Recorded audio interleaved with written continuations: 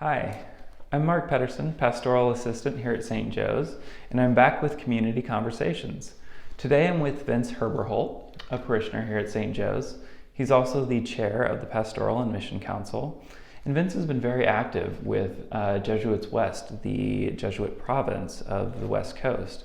Vince, can you tell us a little bit about your involvement, especially with this new initiative, CORE? Yeah, I'd be glad to. And it was sort of by accident that I got involved in it. The person responsible for it had come out to Seattle and was interviewing people just to see, kind of what was going on in our area. And we had a nice long conversation about St. Joe's. And then later on, I got an invitation to participate in what's called the Faith Doing Justice to Sermon series. I didn't know exactly what it was going to be. It was going to be province-wide, and it was touted as an opportunity to build Jesuit muscle, for social justice and for advocacy. And it involved community organizing too, which I didn't have a lot of experience with. We had a few meetings where we weren't virtual, and then we went completely virtual. And basically, it was an opportunity for prayer, for education about issues, for talking about Catholic social teaching, Ignatian spirituality, and also communal discernment, which is really a big part of Ignatian spirituality. And through that process that went on for 6 months, we went through several steps about what this was about. We did one-on-one interviews with people, which was really eye-opening for me, what you learn from that, and how you really have a deeper conversation with people, which was superb. And then in our situation, we were very lucky because at the same time that this was going on, there was a statewide effort to establish a fund for undocumented workers. And it was with a Latinx leader, the Washington Immigrant Solidarity Network. And so we puzzled at the time, what could we do to support that? We started out with a Jesuit sign-on letter. And then we also later on did a virtual vigil over 2 nights. And ultimately, in August, the governor announced the funding of that program, which was just, and it wasn't at the original amount, but at least it was a start. And so we felt like we weren't totally responsible for it, but we had contributed to it.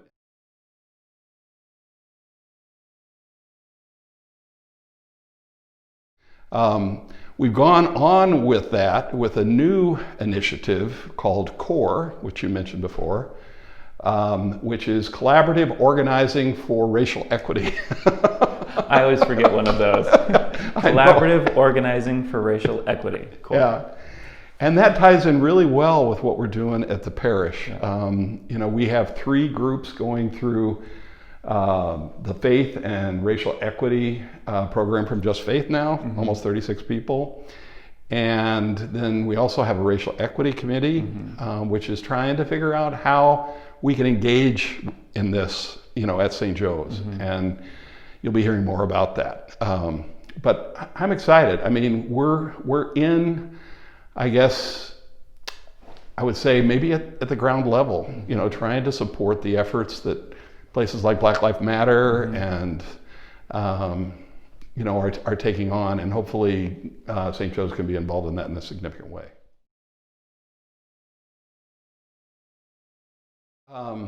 What we realized as we were going through the planning for CORE is for people to fully participate in this, they would need some resources, all right? And so the group itself started putting together these resources about how to do advocacy, how to do community organizing, actually taking examples that we had been involved with, like the Undocumented Worker Fund. But it was much more than that. It wasn't just what we could do as a group. It was how you could go through a reflective process as an individual. So there's all sorts of spiritual resources that you can use, and it's really quite a phenomenal document that was put together in a very short period of time. And it's not all stuff that we created. I mean, we begged, borrowed, and stole from really good resources all across, including a lot of stuff that comes from the Ignatian Solidarity Network. And so it's available for people to use. It's free, and it's a pretty significant document. It takes a little time to go through it, but it's organized pretty well so that you know what resources are for a group or a parish, or also you as an individual. So I would really encourage people to look into that.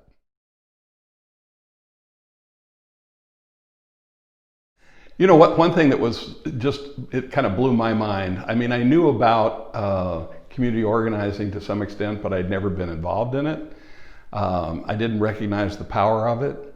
But really, the difference between that and just doing advocacy efforts at the parish, for example, is you really get connected with people that are in the movement. You learn about them as individuals.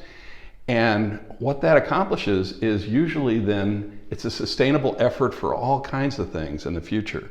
So we're really building a connection to the larger community in ways that we can support that through advocacy and our own personal work.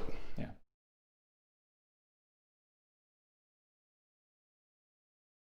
So here we are with our masks on, but I actually measured it this time, Vince, and we are 6 feet away from each other, so we can actually go maskless today. Okay. This is what my face looks like, everybody. I didn't notice your mask before, but it is a St. Joe's mask, isn't it? Always on brand.